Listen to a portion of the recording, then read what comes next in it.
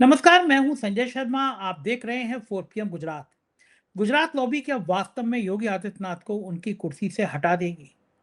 क्या होगा देश की राजनीति का सोनम वांगचुक का और फिर बद्रीनाथ मंदिर की चोरी का? क्या उत्तराखंड के मुख्यमंत्री पर ऐसे ही भ्रष्टाचार के आरोप लगते रहेंगे, कुछ नहीं होगा? अभय दुबे जी से मैंने रोचक बातचीत की, आपको अच्छी लगेगी। पूरी बातचीत लेके चलता हूं उनके पास। 4 PM न्यूज नेटवर्क पे बहुत बहुत स्वागत है अभय दुबे जी आपका। भारतीय जनता पार्टी के जिस राज्य में काले कारनामे सामने ना आ जाएं वो कम है। उत्तराखंड के मामले में पूरे देश को चौंका दिया है।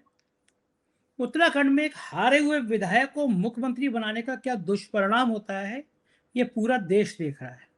और मुख्यमंत्री भी कमाल के धामी। मीडिया बोले ना तो 1,000 करोड़ रुपया मीडिया को बांट दिया कि उत्तराखंड के भ्रष्टाचार की खबरें नहीं दिखानी है। जो पत्रकार वहां बोल रहे हैं उनको पुलिस नोटिस दे देती है, कार्रवाई कर देती है। अंकिता भंडारी हत्याकांड को किस तरह दबाया गया सबने देखा। मुझे देहरादून से एक फोन आया। उन्होंने 4 नाम बताए मुझे: राजीव अग्रवाल, विकास ज्ञानी, दिनेश यादव और विक्रम आहूलावालिया। बताया गया कि ये साहब मुख्यमंत्री जी के बड़े करीबी हैं और जो जो काम कारनामे इनके बताए गए वो मुझे चौंका गए। उन साहब का तो ये कहना था कि पूरा प्रदेश है, ठेका हो, जमीन हो, जायदाद हो, ट्रांसफर हो, पोस्टिंग हो।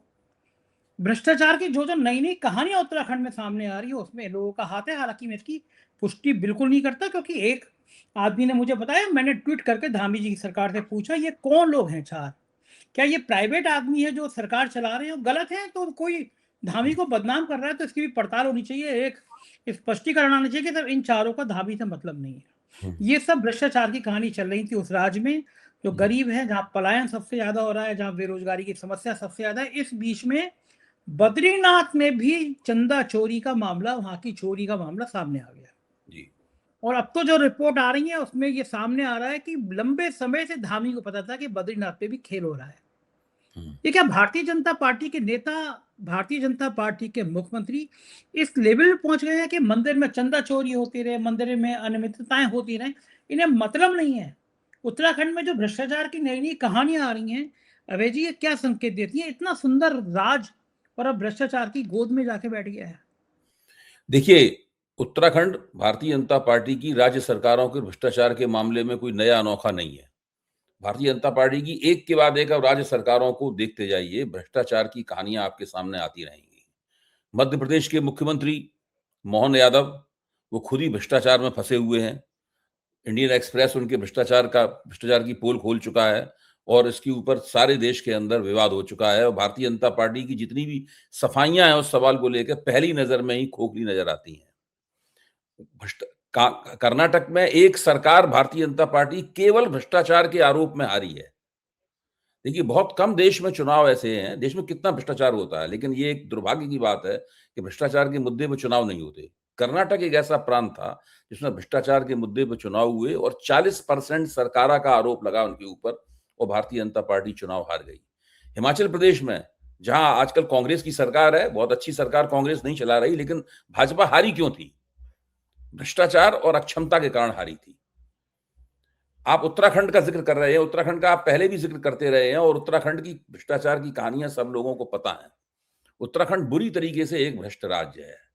जहां तक बद्रीनाथ में चढ़ावा चोरी का सवाल है, मैं आमतौर पर उत्तराखंड में होने वाले भ्रष्टाचार या मध्य प्रदेश में होने वाले भ्रष्टाचार या कर्नाटक में होने वाले भ्रष्टाचार या उत्तर प्रदेश में होने वाले भ्रष्टाचार से थोड़ा सा उसको अलग करके देखूंगा।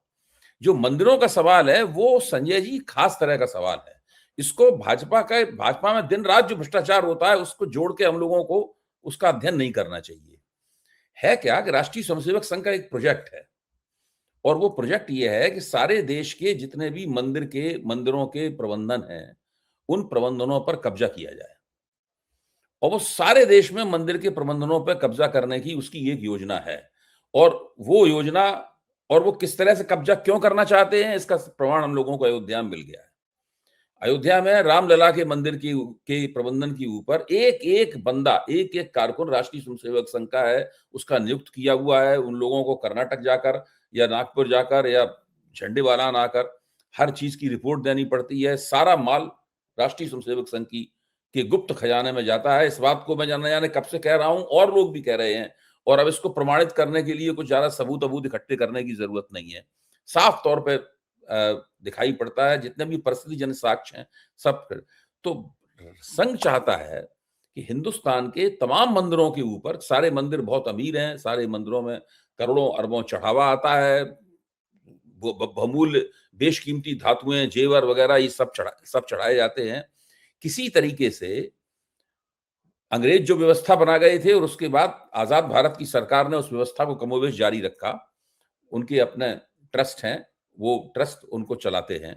राष्ट्रीय स्वयंसेवक संघ इन सब ट्रस्टों को हटाकर उनके खिलाफ बाकायदा कानूनी अभियान भी चला रहे हैं। इनके लोग सब जगह अदालतों में रिटें पड़ी हुई हैं, सब जगह हो रहा है। तो इन सब पे कब्जा करना चाहता है।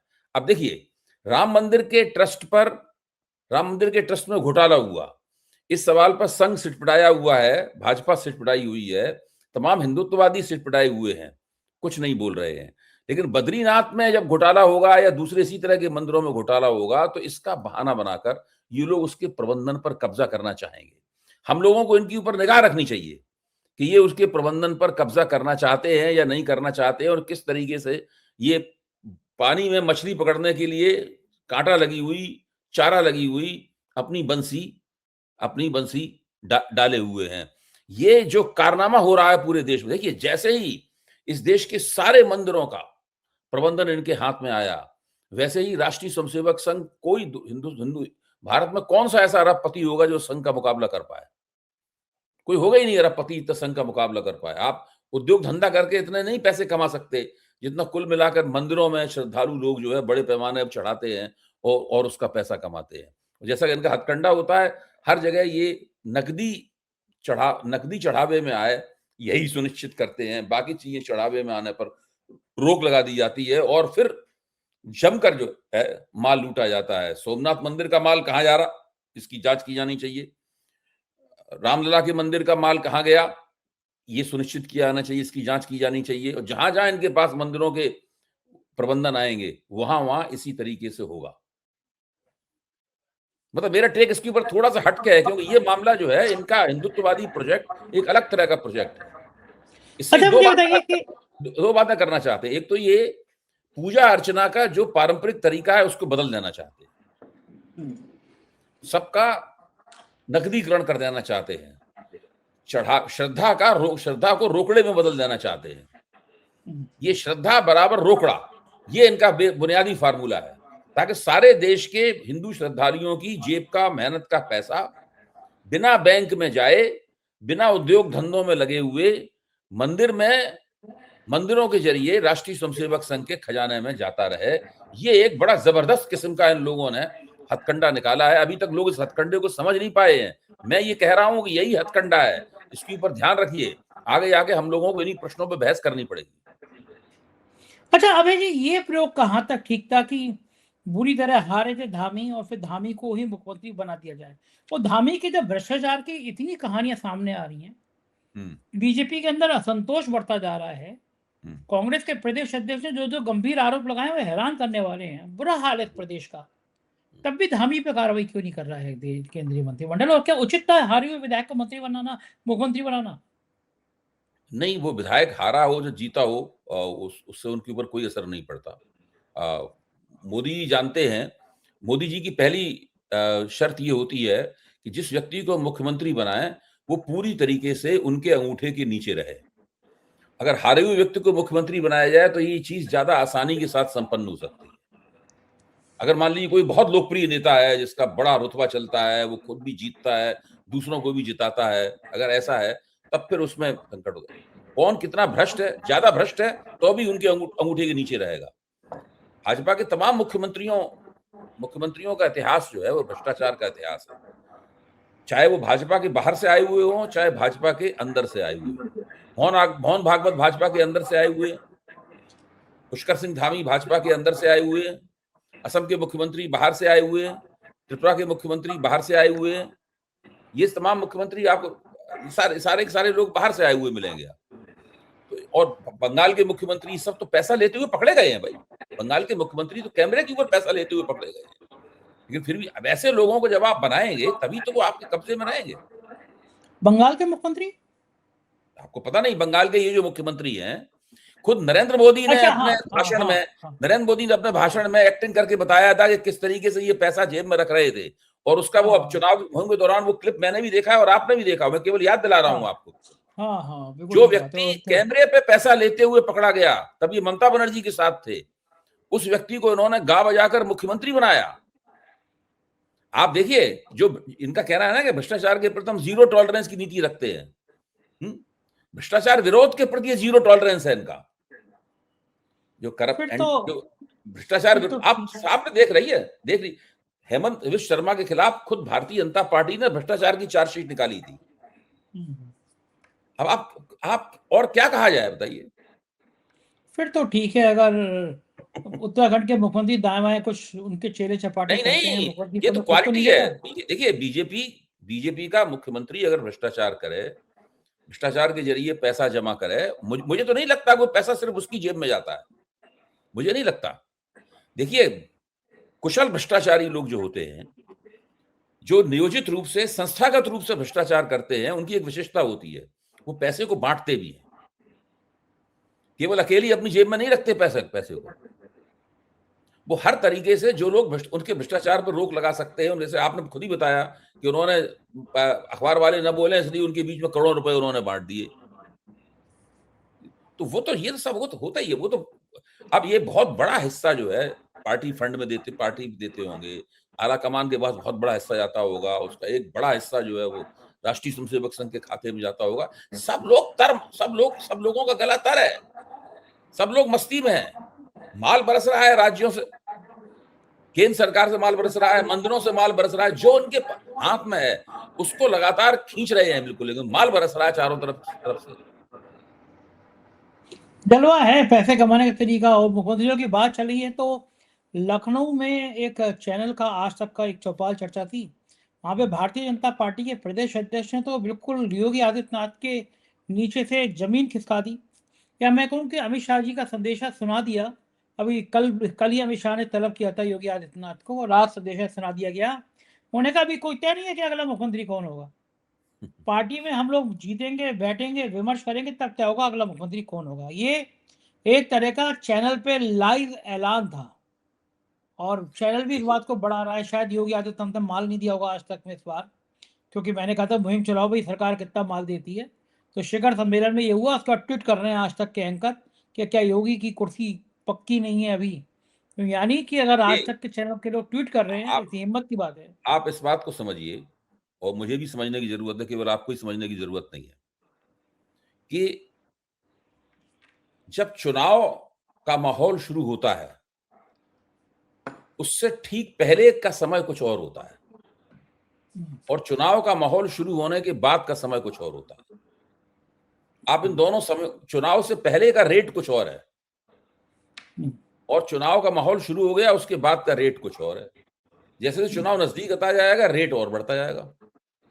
रेट किस चीज का है, ये बताने की जरूरत है। मीडिया का। हाँ, सवाल ये है कि मीडिया आपके गुण कैसे गाएगा और आपकी कमियों को कैसे ढाकेगा।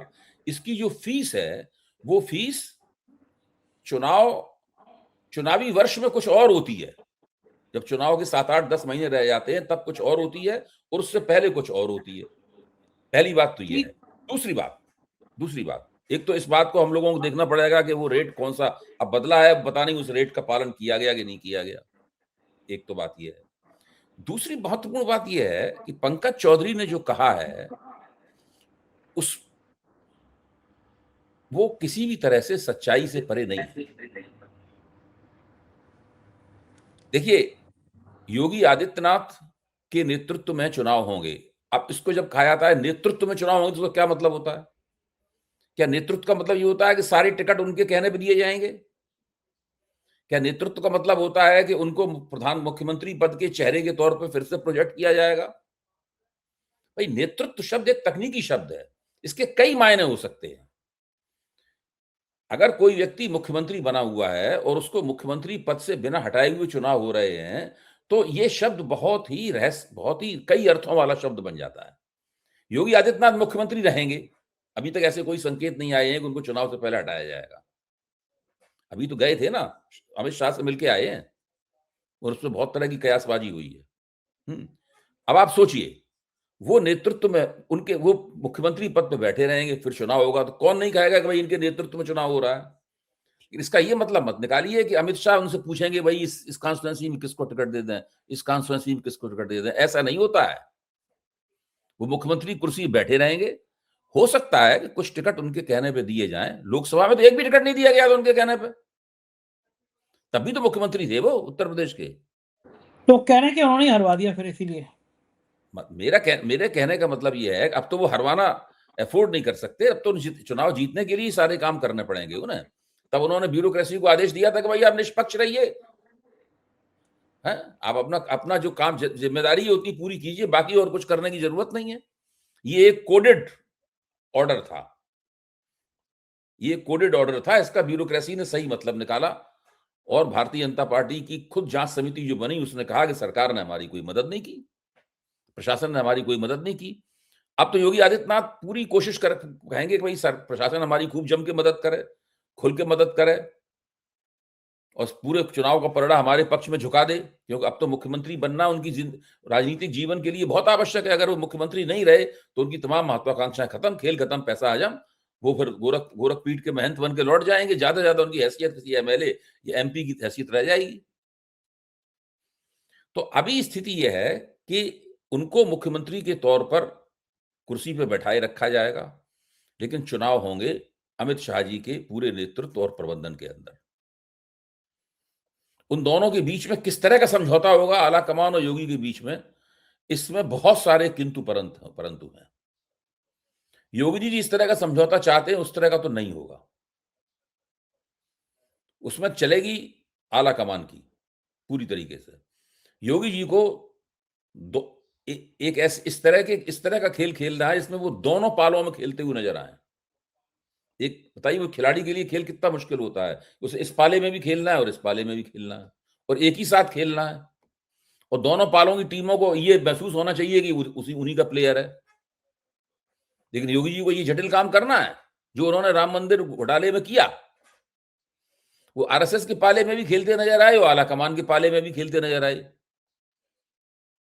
जो काम नृपेंद्र मिश्रा ने उनसे कहा वो उन्होंने फौरन किया। नृपेंद्र मिश्रा ने कहा टीम बनाओ, जांच टीम बनाओ, बनाई। नृपेंद्र मिश्रा ने कहा इसकी रिपोर्ट तुरंत भेजो पीएमओ, तुरंत भेज दी।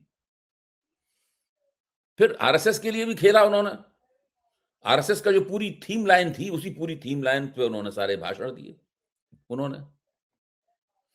तो योगी जी जो है वो बहुत जटिल किस्म का खेल खेल रहे हैं और उनको ये खेल लगातार खेलते जाना है। और इस चीज को नागपुर भी देख रहा है और इस चीज को दिल्ली भी देख रही है कि लखनऊ में क्या हो रहा है। उसके हिसाब से आला कमान और योगी जी के बीच में समझौता होगा और उसके हिसाब से तय होगा कि योगी जी के नेतृत्व में, कोट अनकोट इन्वर्टेड कॉमास में, योगी जी के नेतृत्व में वो नेतृत्व किस किस्म का होगा जिसके तहत चुनाव होने वाले हैं।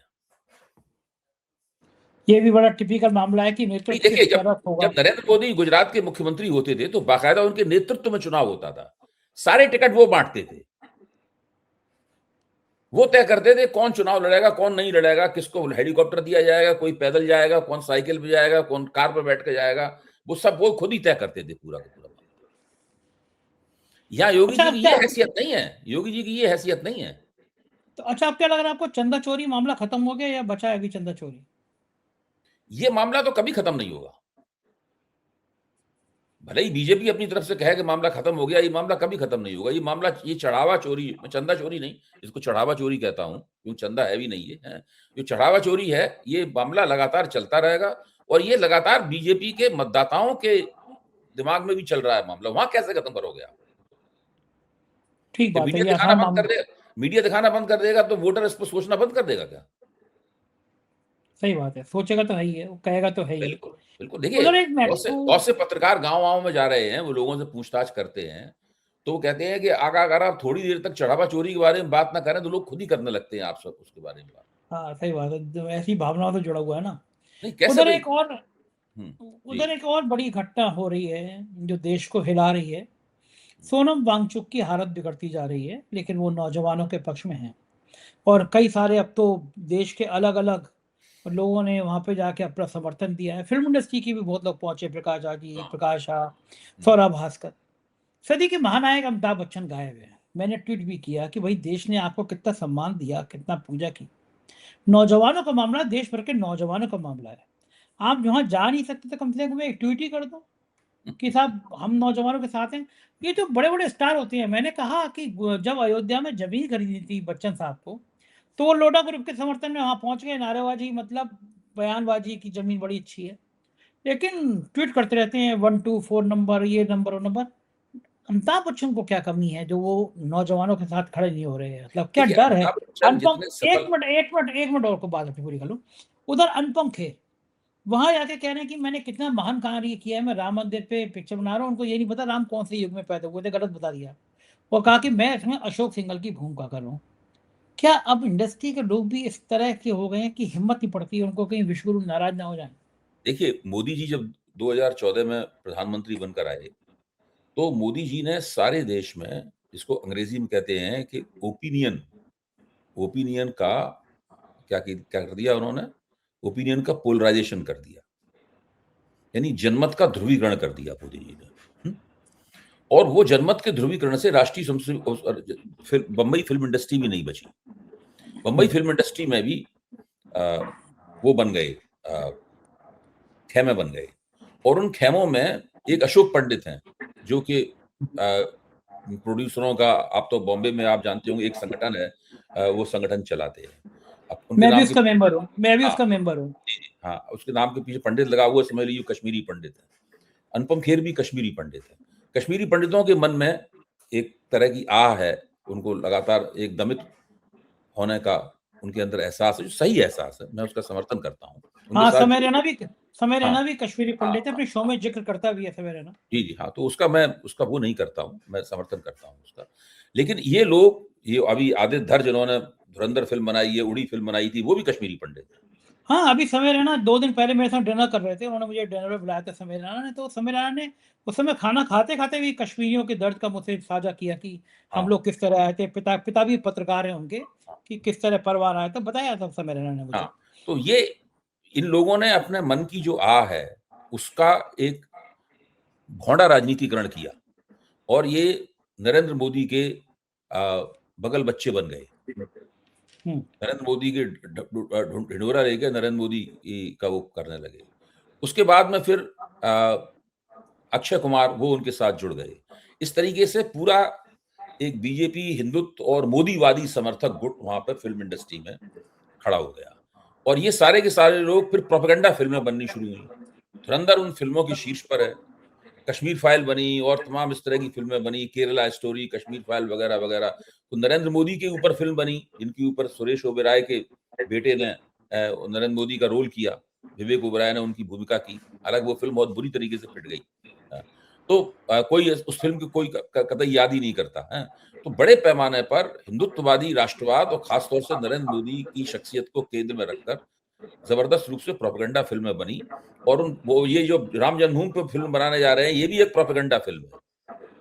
ये भी हुँ। एक प्रोपेगेंडा फ़िल्म है। तो वो यही सिलसिला लगातार जारी रहेगा। बीजेपी और उनके समर्थक जो फाइनेंसर्स वग़ैरह हैं, आप तो उस पूरी कहानी और पूरे स्ट्रक्चर को अच्छी तरीके से जानते हैं मतलब है। वो लोग इसको लगातार जीवित किए हुए हैं, उसमें कुछ ही फ़िल्में चलती हैं। जैसे कश्मीर फाइल फ़िल्म चल गई थी, हैं? शायद केरला स्टोरी भी कुछ थोड़ी बहुत चली है। इनकी फ़िल्में सब आदित्य धर की बनाई हुई तीनों बड़ी फ़िल्में चली हैं। उड़ी भी चली और ये दोनों भी बहुत ज़बरदस्त हिट हुई हैं। बाकी कोई फ़िल्म इनकी चलती नहीं है, सब बुरी तरीके से पिट-पिटाई जाती हैं। लेकिन फिर भी जो उसका पूरा तंत्र है, उस पूरे फ़िल्मों की जो फ़िल्मों के ज़रिए प्रोपेगेंडा की जो वैल्यू है, उसका पूरा दोहन ये लोग करना चाहते हैं और उस काम में लगे हुए हैं। इससे कोई फ़र्क नहीं पड़ता कि ना, ये नहीं पता है कि राम त्रेता युग में पैदा हुए थे कि द्वापर युग में पैदा हुए थे, कलयुग में पैदा हुए थे कि सतयुग में पैदा हुए थे। इस सब का इनको ज्ञान हो, ये कोई आवश्यक नहीं है। ये लोग भारतीय जनता पार्टी और हिंदुत्व की जो प्रोपेगेंडा मशीन है, उस मशीन के एक अंग हैं और उसी तरीके से ये लोग सब काम कर रहे हैं। इस तरह की हास्यास्पद बातें करते हैं, अक्षय कुमार पूछते हैं कि आप आम छील के खाते हैं कि काट के खाते हैं? ऐसी बहुत सारी बातें मतलब जो है होती रहती हैं। सब कुछ प्रायोजित हो रहा है। मोदी जी को इस तरह की प्रायोजित प्रायोजित पब्लिसिटी में मोदी जी को बहुत दिलचस्पी है, उसकी वो परवाह नहीं करते कि इस प्रायोजित पब्लिसिटी की पोल धीरे-धीरे खुलती जा रही है, ये इसकी प्रभावकारिता का बहुत क्षय हो गया है, ये इसकी परवाह नहीं करते। बिल्कुल ठीक कह रहे हैं अभय जी, स्थिति यही है। बहुत-बहुत शुक्रिया, आपने मुझसे बातचीत की, समय दिया, थैंक यू। ये थे अभय दुबे जी और बहुत अच्छे विश्लेषण पूरे देश की राजनीति को लेकर किया। सोचिए भारतीय जनता पार्टी को फर्क नहीं पड़ता कि मंदिरों में भगवान के नाम पर चोरी हो रही है। सोनम वांगचुक की हालत बड़ी खराब होती जा रही है, पूरी दुनिया में चिंता व्यक्त कर रहे हैं कि सरकार को फर्क नहीं पड़ता। आपको बातचीत कैसी लगी बताइएगा जरूर। शुक्रिया, थैंक यू।